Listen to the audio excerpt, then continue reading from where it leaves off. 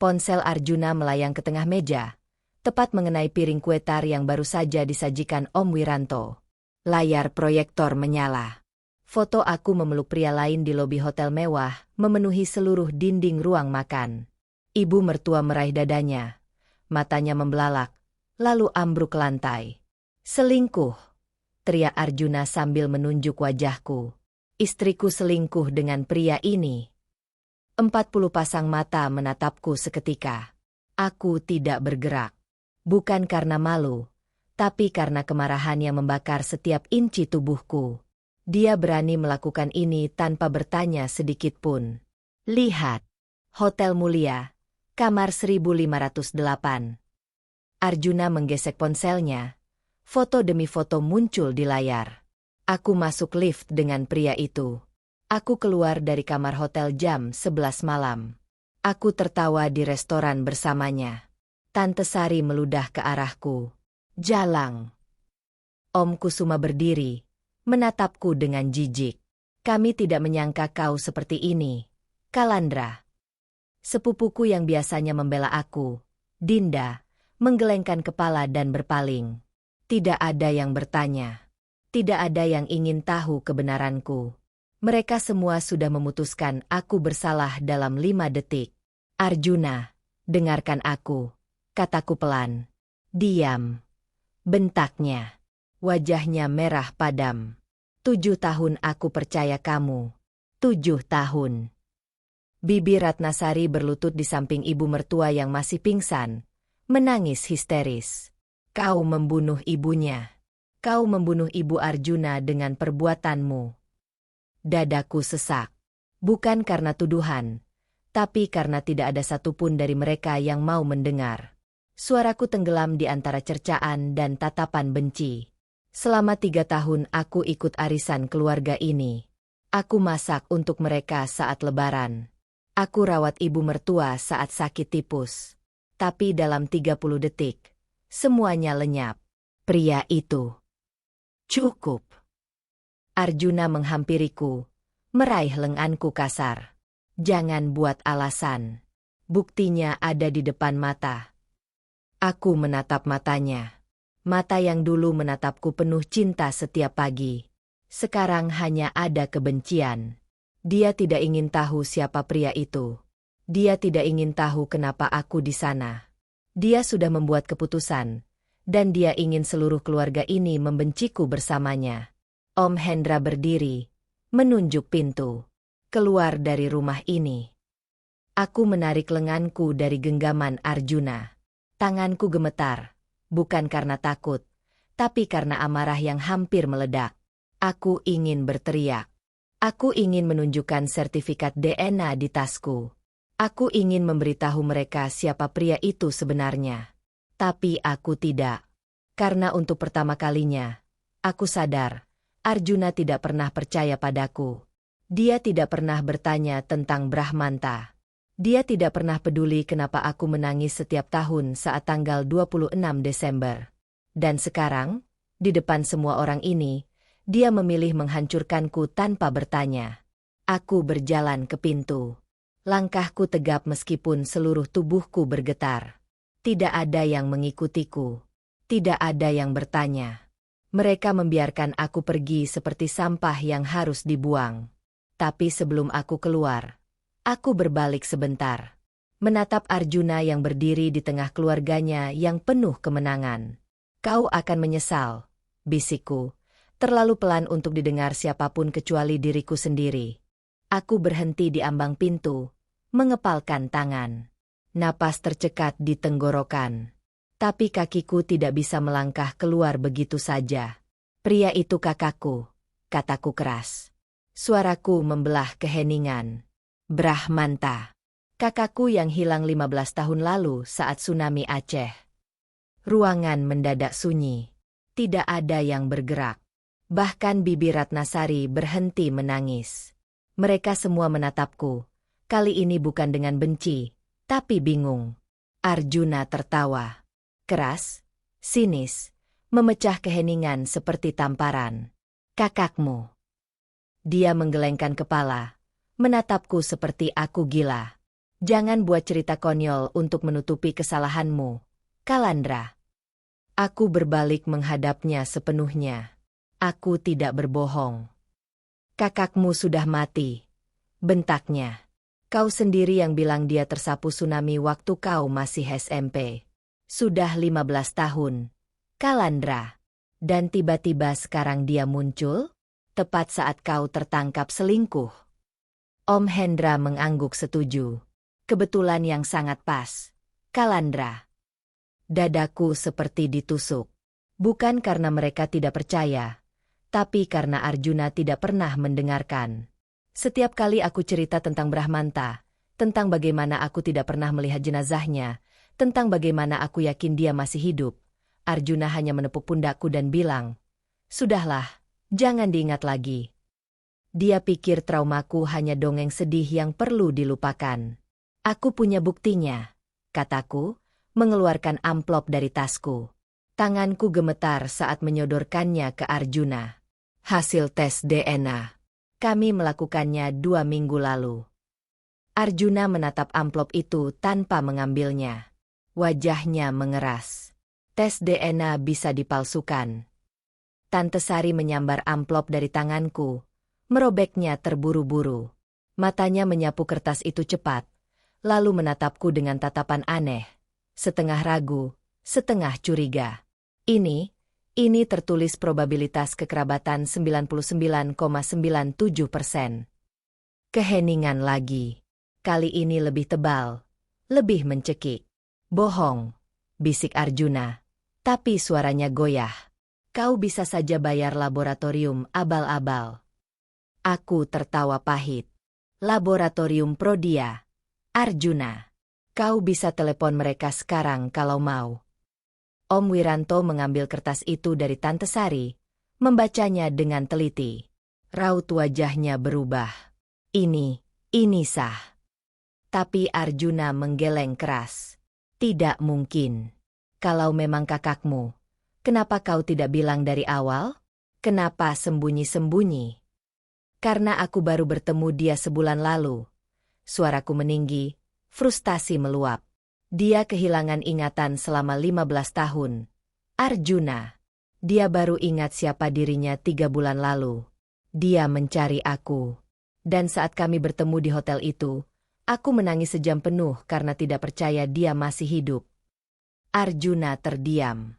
Mulutnya terbuka sedikit, tapi tidak ada kata yang keluar. "Aku ingin memberitahumu," lanjutku, suara mulai bergetar. "Aku ingin membawanya ke rumah, mengenalkannya padamu, pada keluargamu.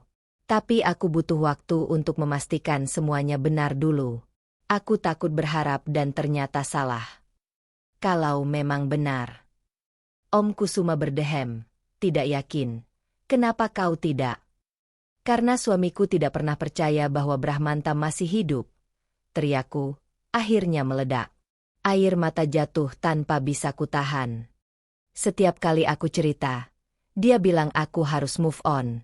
Dia bilang aku terlalu berharap pada hal mustahil.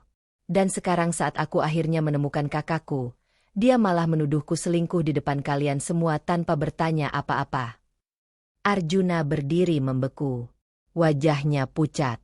Tapi bukan penyesalan yang kulihat di matanya. Ada sesuatu yang lain, sesuatu yang lebih gelap, lebih dingin. Dan saat itu aku tahu, ini bukan tentang kesalahpahaman. Ibu mertua terbatuk keras di lantai. Matanya terbuka perlahan. Masih sayu. Bibi Ratnasari membantunya duduk, memberinya air putih. Tangannya gemetar saat meneguk. "Ibu, pelan-pelan," bisik Bibi Ratnasari. Ibu mertua mendorong gelas itu. Matanya langsung mencari wajahku. Sorot matanya tajam, penuh benci yang belum hilang. Dia bangkit. Om Hendra menahan lengannya, tapi dia menepis kasar. "Ibu, tunggu dulu, ada penjelasan." Om Wiranto mencoba menenangkan. Tapi ibu mertua sudah berdiri tegap di depanku. Napasnya tersengal. Wajahnya merah padam. "Penjelasan apa?" Suaranya serak. "Tes DNA? Kakak yang tiba-tiba muncul? Kau pikir kami bodoh?" "Ibu, Ini benar. Plah. Tamparannya keras, membuatku terhuyung ke samping. Pipi kananku panas menyengat. Tapi bukan rasa sakitnya yang membuat dadaku sesak. Arjuna berdiri di sana. Diam. Tangannya terkepal di sisi tubuh. Tapi dia tidak bergerak. Tidak membela. Tidak bicara. Bahkan tidak menatapku. Keluar dari rumah ini, ibu mertua menunjuk pintu dengan tangan gemetar. Sekarang, aku tidak mau lihat wajahmu lagi. Ibu, tolong dengarkan. Keluar, teriaknya. Suaranya memecah. Dia meraih dadanya lagi. Napasnya memburu. Bibi Ratnasari langsung memeluknya. Menatapku dengan penuh tuduhan. Kau lihat? Kau mau membunuh ibu. Bisik Tante Sari tajam. Aku menatap Arjuna. Berharap dia akan berkata sesuatu. Apa saja. Tapi dia hanya berdiri di sana. Wajahnya kosong. Seperti aku bukan siapa-siapa. Arjuna. Panggilku pelan. Suaraku pecah. Kau percaya aku, kan? Dia tidak menjawab. Rahangnya mengeras. Tapi mulutnya tetap tertutup rapat. Jawab aku. Suaraku meninggi. Putus asa. 7 tahun kita bersama. Aku tidak pernah sekalipun berbohong padamu. Kenapa sekarang kau diam saja? Keheningannya lebih menyakitkan dari tamparan ibu mertuanya. Lebih menusuk dari tatapan benci seluruh keluarga ini. Om Hendra melangkah maju, meraih lenganku. Sudah cukup. Kau harus pergi. Aku menepis tangannya, mundur selangkah. Aku tidak akan pergi sampai suamiku bicara. Arjuna sudah bicara dengan caranya sendiri, kata Om Kusuma dingin. Dia memilih keluarganya. Seperti yang seharusnya. Keluarganya. Bukan aku. Aku menatap mereka semua. 40 orang yang dulu menyambutku dengan hangat. Sekarang tidak ada satupun yang memandangku seperti manusia. Aku hanya sampah yang harus dibuang. Baik, kataku pelan. Suaraku bergetar. Aku pergi.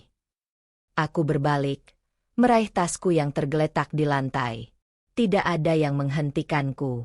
Tidak ada suara apapun kecuali isak tangis ibu mertua yang dibuat-buat. Tanganku sudah digagang pintu saat suara Arjuna akhirnya terdengar. Kalandra. Aku berhenti. Jantungku berdebar. Mungkin dia akan memanggilku kembali. Mungkin dia akan bertanya. Mungkin. Tinggalkan kunci rumah di meja. Napas terhenti di tenggorokanku. Kunci rumah. Bukan. Maafkan aku. Bukan. Kita bicara nanti. Bukan. Aku akan cari tahu kebenarannya. Kunci rumah. Aku mengeluarkan gantungan kunci dari tasku. Kunci rumah yang dia berikan 3 tahun lalu saat kami pindah ke rumah ini. Kunci yang selalu kubawa kemana-mana karena ini rumahku. Rumah kami. Aku lemparkan ke meja dengan keras. Bunyinya nyaring di ruangan yang sunyi. Kau akan menyesal memilih mereka. Arjuna, bisikku tanpa berbalik. Kau akan menyesal tidak percaya padaku. Aku keluar, menutup pintu pelan. Tidak ada yang mengikutiku. Tidak ada suara langkah kaki. Hanya keheningan yang lebih dingin dari malam di luar. Aku berdiri di teras, menatap jalanan gelap, tanpa tahu harus kemana. Tapi satu hal yang kupastikan, aku tidak akan kembali dengan tangan kosong dan hati hancur. Ponselku bergetar di saku. Pesan masuk dari nomor tidak dikenal. Aku tahu kenapa suamimu melakukan ini. Kita perlu bicara. Sekarang. Aku menatap layar ponsel. Tangan gemetar. Nomor tidak dikenal. Pesan itu masih menyala di layar. Aku tahu kenapa suamimu melakukan ini. Kita perlu bicara. Sekarang. Jari-jariku mengetik cepat. Siapa kau? Balasannya masuk dalam hitungan detik. Pak Dharma. Detektif swasta. Kakakmu, Brahmanta, yang menyuruhku menyelidiki suamimu. Aku di kafe Kirana. Datang sekarang. Kakiku bergerak sebelum otakku sempat berpikir. Aku hampir berlari ke jalan raya, melambaikan tangan ke taksi online pertama yang lewat. 15 menit kemudian, aku duduk di depan pria parubaya dengan kacamata tebal dan tas kulit lusuh di pangkuannya. Wajahnya serius, tanpa senyum. Brahmanta khawatir setelah mendengar apa yang terjadi di reuni keluarga. Katanya langsung tanpa basa-basi. Dia menyuruhku menggali lebih dalam. "Gali apa?" tanyaku, suaraku parau. Pak Dharma membuka tasnya, mengeluarkan map coklat tebal. Dia mendorongnya ke arahku. "Buka." Tanganku gemetar saat membuka map itu. Foto pertama yang kulihat adalah foto aku dan Brahmanta di lobi hotel. Foto yang sama yang ditampilkan Arjuna di proyektor. Tapi ada yang berbeda. Ini. Aku menyipitkan mata. Tanggalnya berbeda. "Benar," Pak Dharma mengangguk. "Foto asli diambil tanggal 12 November. Tapi foto yang ditampilkan suamimu tercatat tanggal 25 Oktober. Saat kau bilang padanya kau sedang di rumah sakit menemani ibumu yang sakit." Darahku mendingin. Bagaimana bisa? Diedit. Potongnya. Profesional. Bukan edit amatiran. Metadata diubah total. Timestamp dimanipulasi. Bahkan nama file disesuaikan agar terlihat seperti diambil dari kamera hotel. Aku membalik halaman. Ada tangkapan layar percakapan WhatsApp. Nomor yang tidak kusimpan. Tapi nama kontaknya jelas. Editor_pro_ Jakarta. Pesannya membuat perutku mual. Transfer 50 juta sudah masuk. File sudah diedit sesuai permintaan. Metadata diubah. Tanggal disesuaikan. Lokasi GPS ditambahkan. Dijamin tidak ada yang bisa bedakan dari foto asli. Di bawahnya, balasan dari nomor yang kusimpan sebagai suamiku. "Bagus. Kirim semua file ke email ini. Hapus jejak." Aku tidak bisa bernapas. Ruangan berputar. Ponsel Pak Dharma yang menampilkan screenshot itu terasa seperti pisau di dadaku. Ini nomor Arjuna," bisikku. "Saya tahu," kata Pak Dharma datar. "Saya sudah verifikasi 3 kali. Bahkan menghubungi editornya. Dia mengaku Arjuna yang datang langsung, membawa foto asli, dan meminta semua metadata diubah agar terlihat seperti perselingkuhan." Aku muntah. Langsung. Ke tempat sampah di samping meja. Pak Dharma menyodorkan tisu tanpa bicara. Tanganku menutup mulut. Air mata mengalir deras. Arjuna. Suamiku. Pria yang bilang aku segalanya untuknya. Dia merencanakan ini. Dia membayar 50 juta rupiah untuk menghancurkanku di depan keluarganya sendiri. Kenapa? Suaraku pecah. Kenapa dia lakukan ini? Pak Dharma membalik halaman lagi. Kali ini dokumen notaris. Surat tanah. Sertifikat kepemilikan. Tanah warisan keluargamu di Aceh. Jelasnya. 3 hektar di tepi pantai. Kakakmu, Brahmanta, adalah pewaris tunggal karena dia anak sulung. Tapi karena dia dianggap meninggal, hak waris jatuh padamu 5 tahun lalu. Aku menatap angka di dokumen itu. Nilai estimasi tanah, 20 miliar rupiah. Pengembang properti mau beli tanah itu bulan depan. Lanjut Pak Dharma. Kakakmu baru tahu soal ini seminggu sebelum kalian bertemu. Dia bilang padamu, kan? Aku mengangguk lemah. Brahmanta memang bilang soal tanah itu, tapi aku tidak terlalu memikirkannya. Aku terlalu bahagia bertemu kakakku yang kupikir sudah mati. Suamimu tahu, kata Pak Dharma pelan. Dia menguping percakapan kalian di hotel waktu itu. Saya dapat rekaman CCTV. Dia datang 2 jam setelah kakakmu pergi, duduk di lobi, menelepon seseorang sambil marah-marah. Pak Dharma memutar video di laptopnya. Arjuna duduk di sofa lobi, ponsel di telinga, wajahnya merah padam. Suaranya tidak terdengar jelas, tapi gerak bibirnya mudah dibaca. 20 miliar. Tidak mungkin, harus ada cara. Perutku mual lagi. Tapi kali ini tidak ada yang keluar. Hanya rasa sakit yang menusuk-nusuk dari dalam. Dia takut kau akan pergi, bisik Pak Dharma. Takut kau akan bagi harta dengan kakakmu dan dia tidak dapat apa-apa. Jadi dia buat rencana, menghancurkan reputasimu di depan keluarganya, membuat mereka benci padamu, lalu cerai dan klaim setengah harta atas dasar kau selingkuh. Aku tidak bisa bicara. Hanya menatap kosong ke foto-foto di hadapanku. 7 tahun. 7 tahun aku percaya dia mencintaiku. Ternyata cuma uang. Undangan digital terkirim pukul 9 malam. Acara klarifikasi penting. Hotel Mulia. Ballroom Anggrek. Minggu pukul 19 waktu Indonesia Barat. Kehadiran seluruh keluarga besar Arjuna sangat diharapkan. Semua membaca. Semua bertanya-tanya di grup keluarga. Tapi aku tidak menjawab satupun pesan mereka. Minggu malam itu, aku berdiri di depan pintu ballroom, mengenakan dress hitam sederhana. Brahmanta di sampingku, tangannya di bahuku, memberi kekuatan. Kau siap? Tanyanya pelan. Aku mengangguk.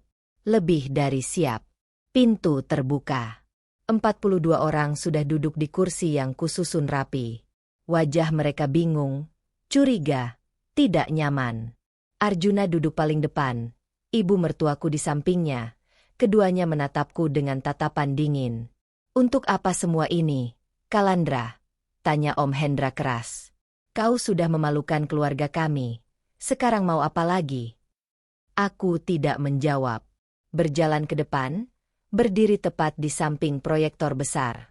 Laptop terbuka di meja. Terima kasih sudah datang, kataku tenang. Suaraku tidak bergetar. 2 minggu lalu, kalian semua menyaksikan Arjuna menunjukkan foto yang katanya bukti aku selingkuh. Bisik-bisik terdengar di seluruh ruangan. Malam ini, aku akan tunjukkan apa yang sebenarnya terjadi. Arjuna berdiri. Aku tidak perlu dengar omong kosongmu lagi. Duduk. Potong Brahmanta tajam. Suaranya dalam, penuh otoritas.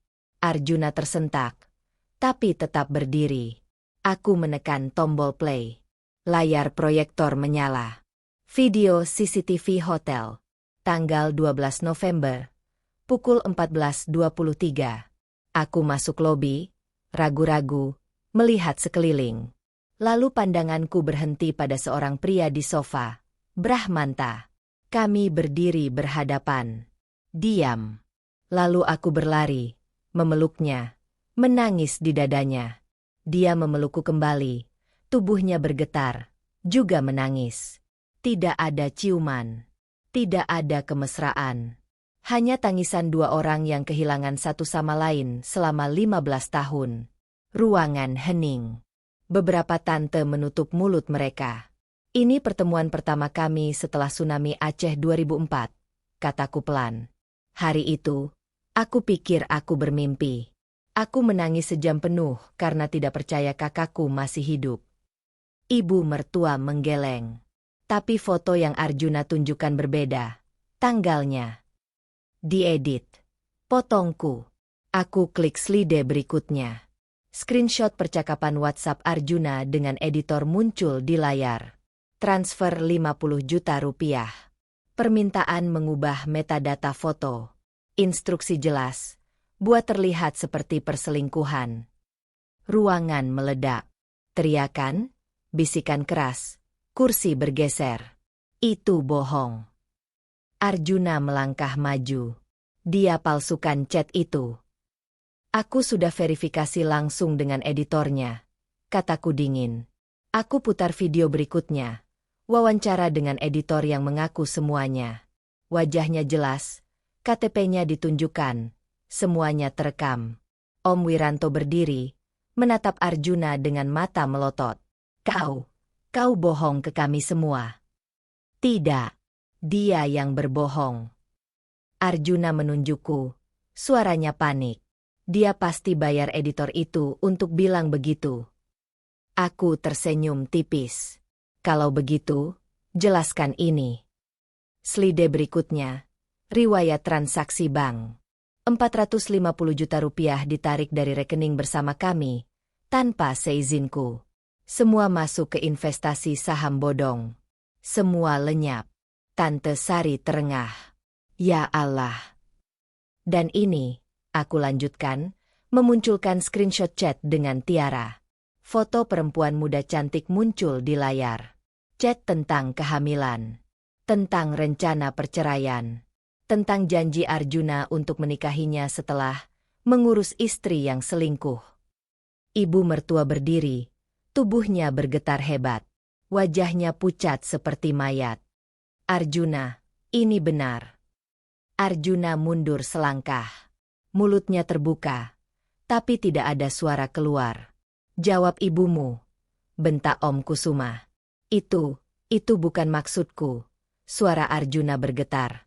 Aku panik karena. Pelah, ibu mertua menamparnya. Keras. Suara tamparan bergema di seluruh ruangan.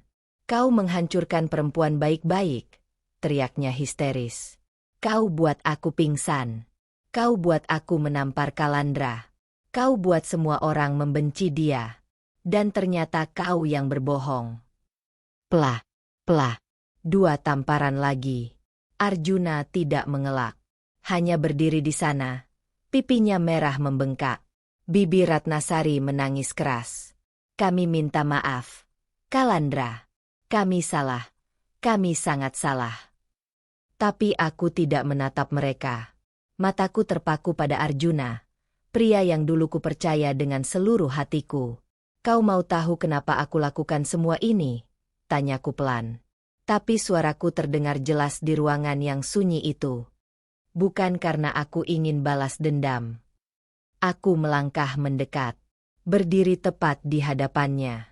Tapi karena kau harus tahu rasanya kehilangan segalanya dalam satu malam. Om Hendra menatap Arjuna dengan jijik. Kau bukan lagi bagian dari keluarga ini. Satu persatu, keluarga besar Arjuna berdiri dan pergi. Tidak ada yang menoleh. Tidak ada yang menyentuh bahunya. Bahkan ibu mertuaku, yang selalu membela Arjuna apapun yang terjadi, berjalan keluar tanpa sepatah kata. Hanya aku, Brahmanta, dan Arjuna yang tersisa di ballroom kosong itu. Arjuna jatuh berlutut. Dan untuk pertama kalinya, aku tidak merasa apa-apa melihatnya hancur. 3 bulan berlalu seperti mimpi yang perlahan jadi nyata. Aku berdiri di depan bangunan baru di tepi pantai Aceh. Cat putih bersih. Papan nama kayu besar bertuliskan, Yayasan Cahaya Brahmanta, untuk keluarga korban tsunami. Brahmanta di sampingku, tersenyum lebar sambil memotong pita peresmian. Puluhan anak yatim piatu berkumpul di halaman, tertawa, berlarian. Mereka semua korban bencana, kehilangan orang tua, kehilangan rumah, kehilangan masa depan. Sekarang mereka punya tempat aman, sekolah gratis, dan harapan baru. Kau yakin dengan ini? Tanya Brahmanta pelan. 20 miliar itu bisa buat kita hidup tenang selamanya. Aku menggeleng. Uang ini bukan untuk kita. Ini untuk mereka yang kehilangan seperti kita dulu. Dia memeluk pundakku. Orang tua pasti bangga sama kamu. Ponselku bergetar di saku. Notifikasi pesan masuk. Lagi. Dari nomor yang sama. Nomor yang sudah mengirim 123 pesan dalam 3 bulan terakhir. Aku tidak perlu membuka untuk tahu isinya. Selalu sama. Maaf. Penyesalan. Permohonan. Ratapan panjang tentang betapa bodohnya dia. Tapi aku tidak pernah membalas. Bahkan sekali. Seminggu setelah malam di hotel itu, gugatan cerai Arjuna ditolak pengadilan.